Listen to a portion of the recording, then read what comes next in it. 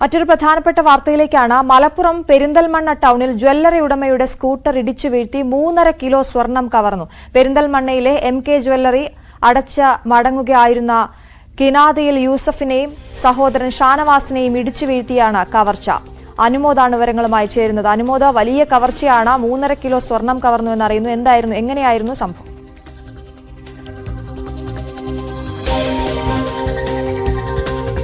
ഈ ഒരു സംഭവം ഉണ്ടായത് രാത്രി 8 മണിയോടെ ആണ്. കട അടച്ച് ഇവർ സ്കൂട്ടറിൽ വീട്ടിലേക്ക് മടങ്ങിയത്. സാധാരണഗതിയിൽ സ്വർണം അവർ കടയിൽ വെക്കാറില്ല, വീട്ടിലേക്ക് കൊണ്ടുപോവുകയാണ് സുരക്ഷ മുൻനിർത്തി ചെയ്യുന്നത്.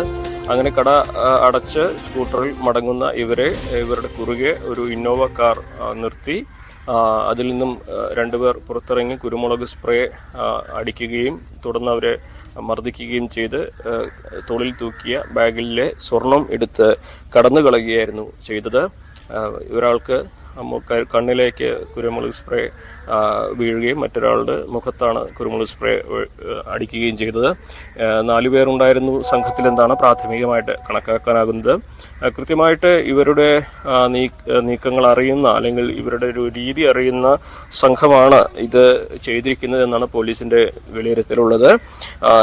ഇവരുടെ ജ്വല്ലറി ഒരു ഓടിട്ട കെട്ടിടത്തിലാണ് പ്രവർത്തിക്കുന്നത്. അതുകൊണ്ട് തന്നെ സ്വർണം അവിടെ സൂക്ഷിക്കുന്നത് സുരക്ഷിതമല്ല എന്ന് മനസ്സിലാക്കുക എന്ന കണക്കുകൂട്ടലാണ് ഇവർ സ്വർണം വീട്ടിലേക്ക് എന്നും കൊണ്ടുപോകാറുള്ളത്.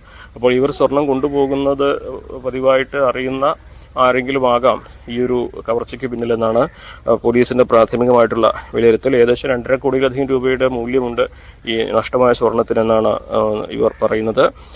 ഇവരുടെ പരിക്ക് ഗുരുതരമല്ല. പോലീസ് തന്നെ രാത്രി തന്നെ എത്തി ഇവരുടെ മൊഴി എടുത്ത് കേസ് അന്വേഷണം തുടങ്ങിയിട്ടുണ്ട്. സംഭവത്തിലെ CCTV ദൃശ്യങ്ങൾ പുറത്തു വന്നതും ഈ ഒരു സംഭവവുമായി ബന്ധപ്പെട്ട് പോലീസിന്റെ അന്വേഷണത്തിനേറെ സഹായകമാണ്. എന്നാണെങ്കിലും ഏറെ വൈകാതെ ഇവരെ പിടികൂടാനാകുമെന്നൊരു പ്രതീക്ഷയാണ് പോലീസ് പങ്കുവയ്ക്കുന്നത്. ഈ ആക്രമണത്തിനിരയായ സഹോദരങ്ങളുടെ ആരോഗ്യനില ഇപ്പോൾ തൃപ്തികരമാണ്. ശരി, CV അനുമോദാണ് വിവരങ്ങൾ നൽകിയത്.